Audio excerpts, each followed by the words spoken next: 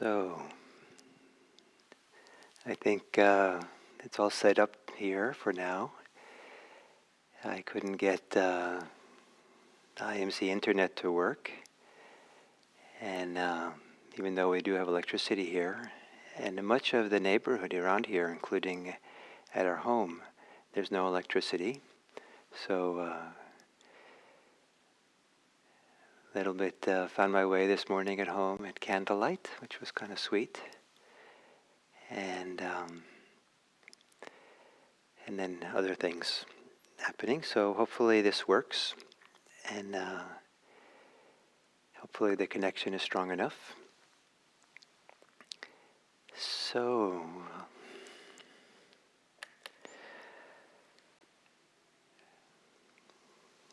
welcome. And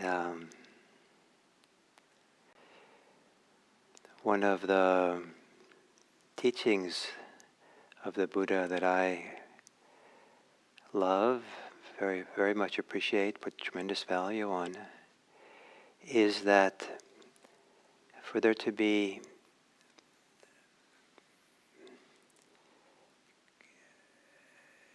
for us to have care, to care for the welfare of oneself, for others, for self and others, and for the whole world. It's not one or the other, not self or others, but they're all four of these areas have a kind of equal value, equal weight. And it might seem a little strange to put the whole world and give it on the scale and put oneself on the other end, say equal weight for both. But it's true for each person that what's important is not the weight of the object of our attention, but rather the way in which our attending or our care spreads from us. And sometimes I think of love or care or kindness as being a light deep in our hearts, deep in our body. And if you turned on the light and you could slow the flow of light particles, light waves, so you could kind of track how fast they spread from the center, you would see that they actually kind of touch what's closest first, and then they go to what's next closest, and it spreads out from there. And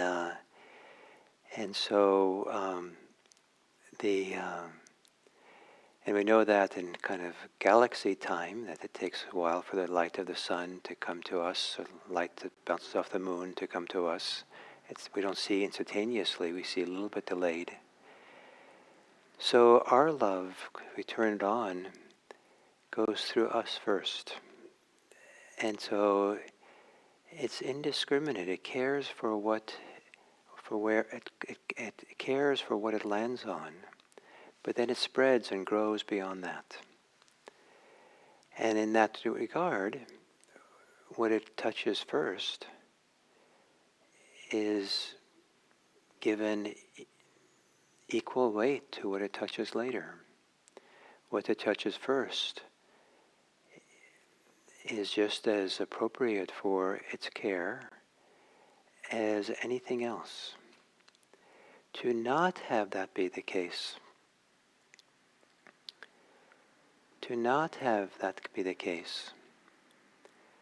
is to turn something off in the heart. To not have care for oneself actually takes more work than to care. This implies that care is maybe different than what most people think it might be. It's something very, very simple. And this is why, as we become quieter and in certain ways simpler in meditation, the care, the love, the kindness will more naturally just be here. Not maybe even intentionally directed to oneself, but rather encompassing oneself. So let's meditate and think of a process of simplification into this present moment, here and now, and to gently close your eyes.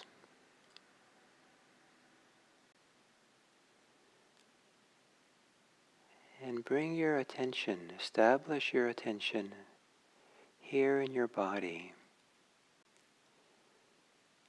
enough to familiarize yourself with how your body is now.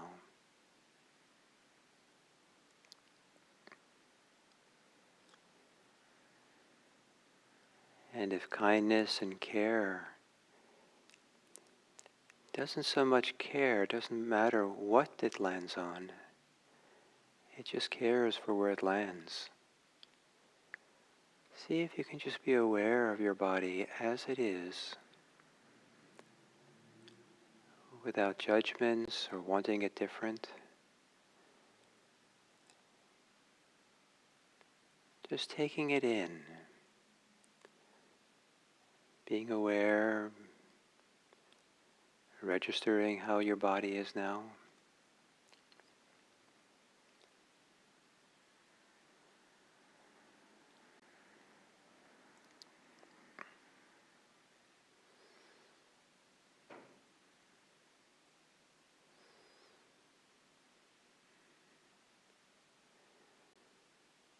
And then within that body, to take some long, slow, deep breaths, imagining that as the body expands, so does your kindness, your care, your love for this body, touching it all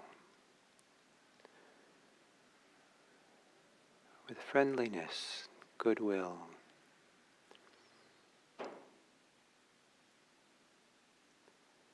As you exhale, you're relaxing down to the very source, the little light bulb within, where kindness begins. And then as you inhale, that light of kindness radiates out through your whole body and beyond, back and forth as you breathe.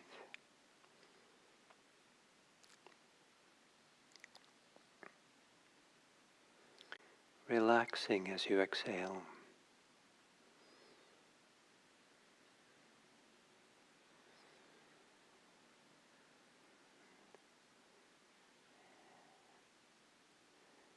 And then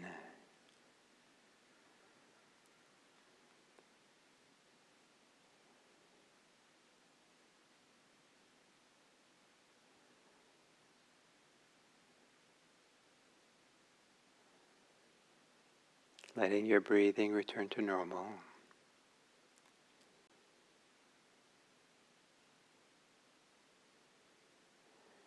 And sitting here simply, sitting here gently,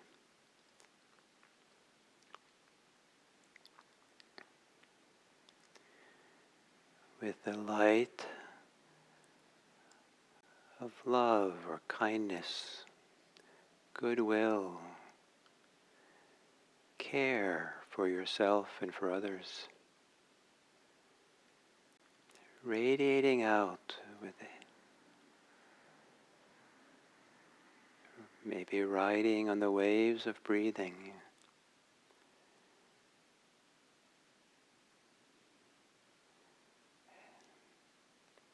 Whatever awareness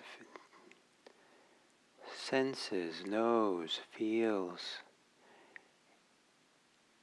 in the body and mind as you're meditating, imagine that the light of care, the light of love, is included, is part of the awareness, so that you're touched with love, touched with care, kindness.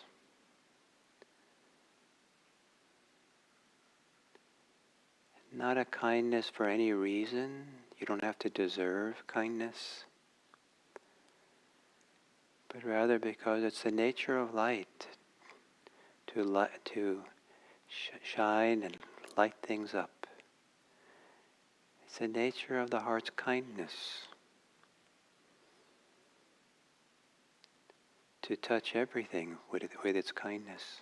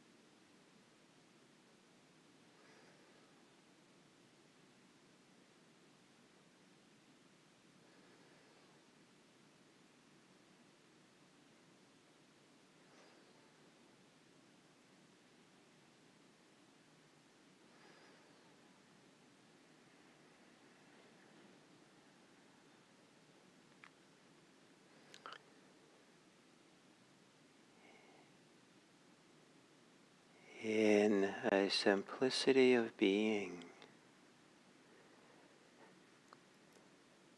Love does not need to have a reason, does not need to have an object. Love just is part of the simplicity of being. Kindness, friendliness, metta can radiate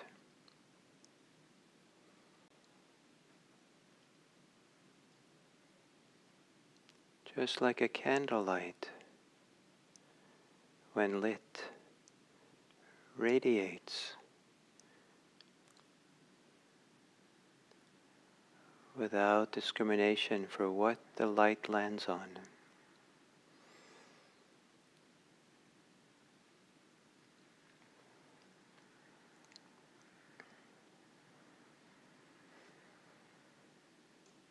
It can land on anything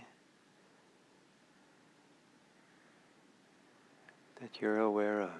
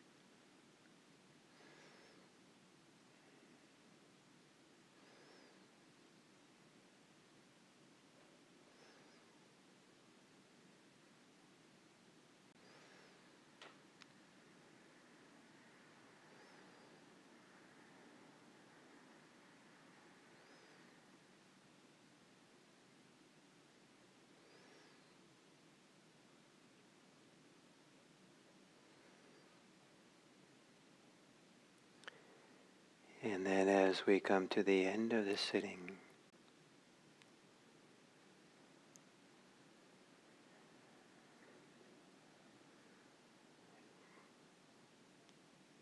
to let there be some goodwill, even if it's goodwill that's a wish for welfare, some kindness, some love for yourself.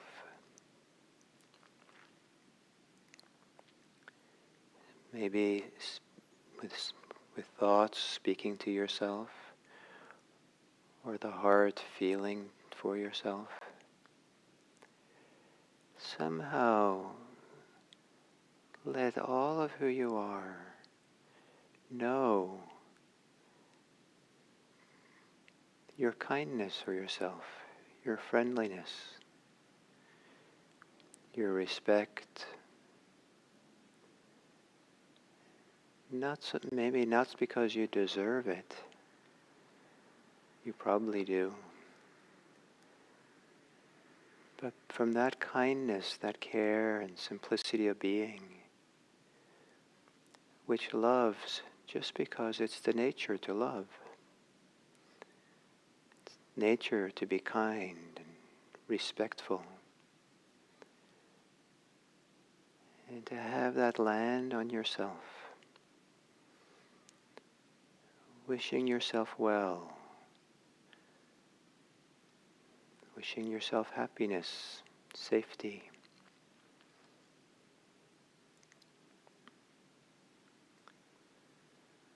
And then to have that kindness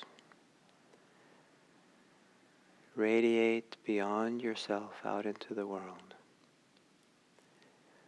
without leaving yourself behind.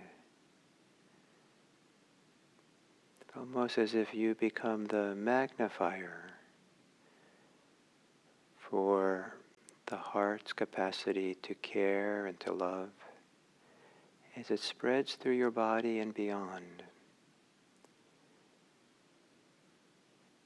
And then to wish well for everyone. May all beings be happy. May all beings be safe. May all beings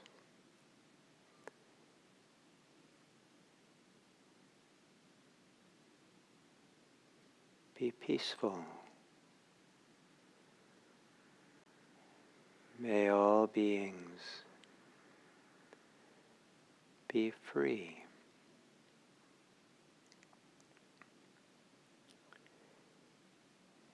And may many people, many beings as possible know that there are others who care for them, who are positively inclined, ready to be friendly, ready to support their welfare and happiness. Let people know that they're not alone in this world. There are people who care.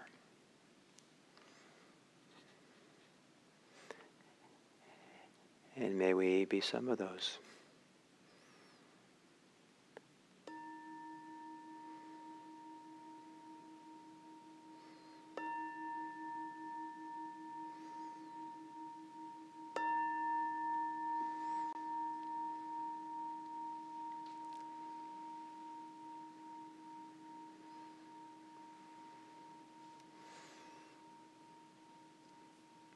Thank you.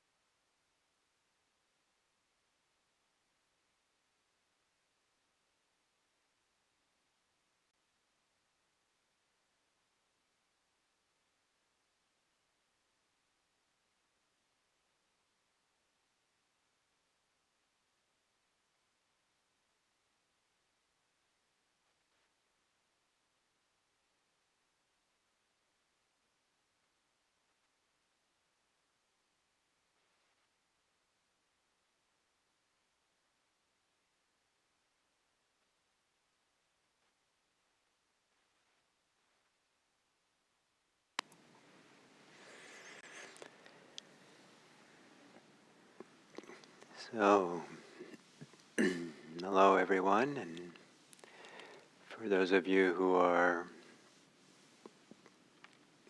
have been facing big weather challenges, I hope you're well.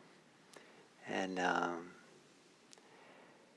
today here in California, at least locally here where we are, looks like it's going to be clear skies and no winds or rain. Yesterday we had in here in Redwood City in town a number of large redwood trees fell down, one right across the street from here. It somehow miraculously fell across the street in a way that not even a car was damaged. Cars parked there. And so there were between here and my house, there were three big trees that came down, lots of small things. But now it's a quiet day. So we have these challenges. Life is full of challenges. And I think part of what it means for many people to be challenged is to be a little bit activated, to be preoccupied, to be concerned more than just that it's a puzzle to solve. Puzzle challenges can be fun, and it can be engaging and creative, and to engage the mind. But human challenges can be seen that way. But human challenges often come along with some way that we're activated, activated, reactivated. Something gets kind of energized and stirred up, and that can often be together with emotions. It can often be together with imagination, where imagining where this is going and what's going to happen if it just continues, and that activation, reactivation creates a certain mental focus, engagement. It kind of engages muscles and all kinds of energies which in a time of immediate crisis are useful perhaps. But as an ongoing basis, limits us and complicates our inner life, so that some of the simpler, maybe quiet or innate capacities we have get drowned out. And one of those is our innate capacity to love. And I use the word love here as a broad umbrella term for a wide family of human intentions, sentiments, attitudes that we have. And so some of these words that I use are care, kindness, friendliness, goodwill, even respect, appreciation, generosity,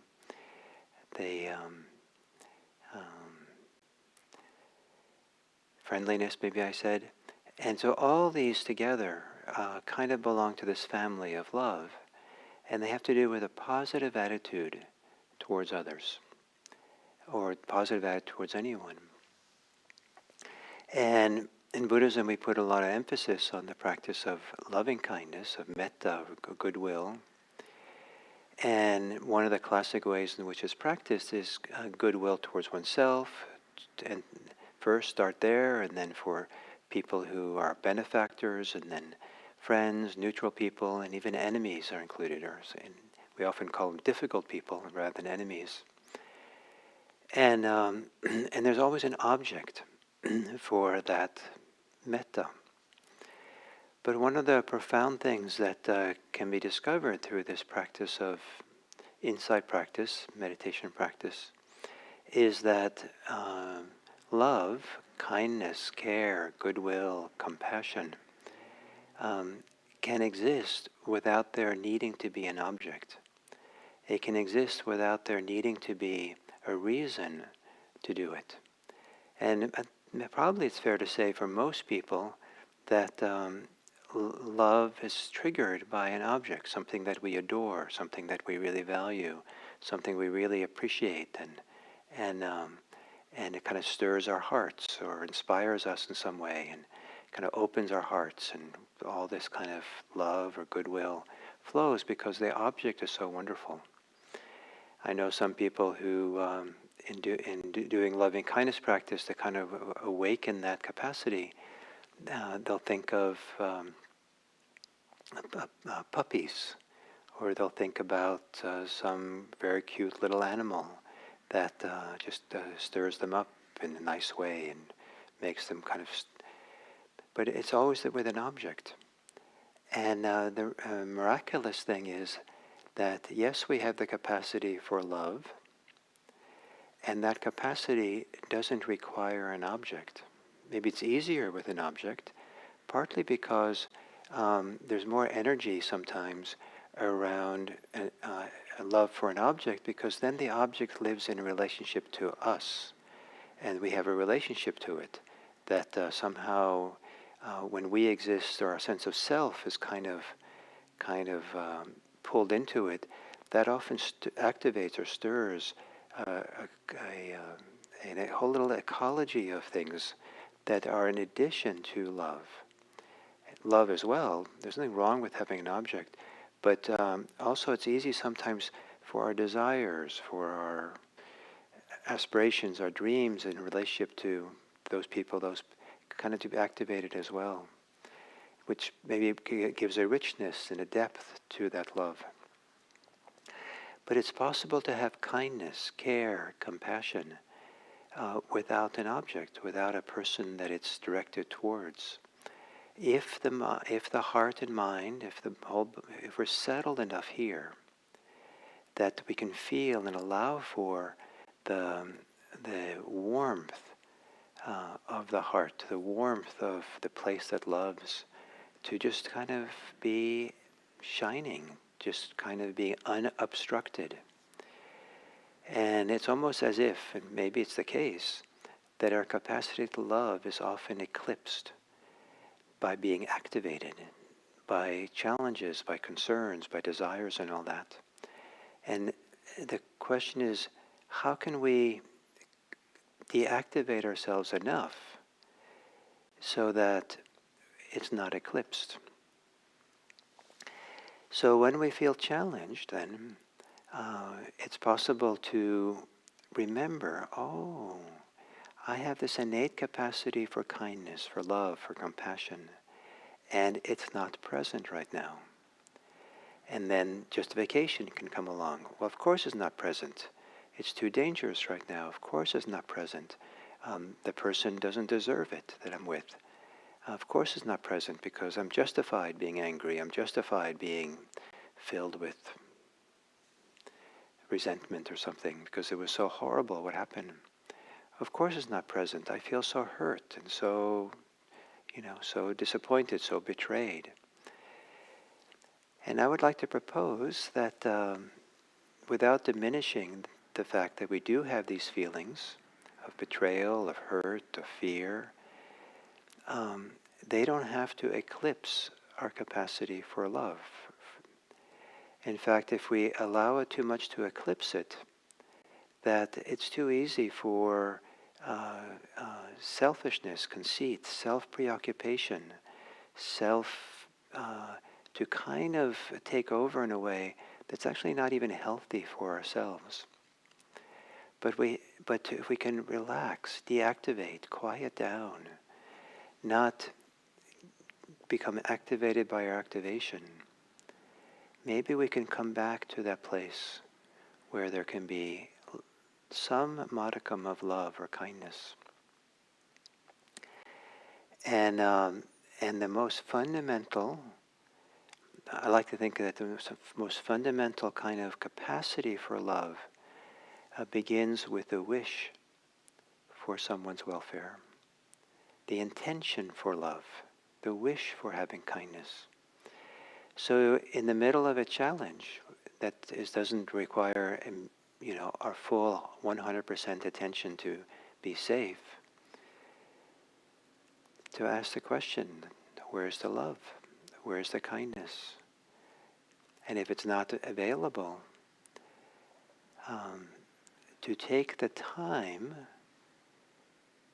to deactivate, to take the time to maybe go for a walk, meditate, talk with a friend, um, do something that you know what to do that lets your activated system calm down, quiet down a bit. And certainly not continue doing the very thing that keeps you activated and reactivated. And without aversion for the activation, without condemnation, but with this principle that yes, we're coming back to this simplicity of being, where a basic goodwill, basic kindness and friendliness has a chance to shine. That doesn't need a reason, and because it doesn't need a reason, it has the capacity to shine its goodwill equally on everything. It can shine the goodwill on our activation, on our anger, on our sense of betrayal, on our hurt, on our enemies, on our, all of our, maybe we're disappointed with ourselves in a challenge. Maybe we made a mistake. But that simple kindness is there just to hold it all of who we are. We have this capacity within for unconditional, kind regard. We have this capacity within for an unconditional goodwill, regardless of what's happened, regardless of what we've done, regardless of how we think about ourselves. And that should live within us. The capacity to love without a reason, without a justification, just that it's the nature of the heart to love, is a phenomenal thing. And so, where's the love? Where's the kindness? In the middle of a challenge, where is it? And just that question, carrying that question with us, might be enough for us to recognize little hints of the kindness that's there. But if there's none, it's probably an indication that what's important to do now is not to stay in the middle of being activated, but finding some way to deactivate enough, reactivate enough. You're not caught in the cycles of activation and reactivation. And this is where meditation comes into play, mindfulness comes into play. This is where learning to relax comes into play. Relaxation is a skill that we can become good at by practicing it. And then to come back to the challenge with some kindness, some kind regard, some goodwill. So the challenge is not the only game in town. There's another game, there's another perspective. There's a perspective of love. So as you go through today and you run into challenges, ask yourself the question, where's the love? And if there's not available, how are you activated? And what can you do that's realistic and reasonable to deactivate enough that there is this unconditional kindness, kind regard for yourself, for all things, as you find your way with the challenge. So thank you very much, and I wish you well with this exercise of goodwill, kindness, and love. And it's a very worthwhile thing to do. Thank you.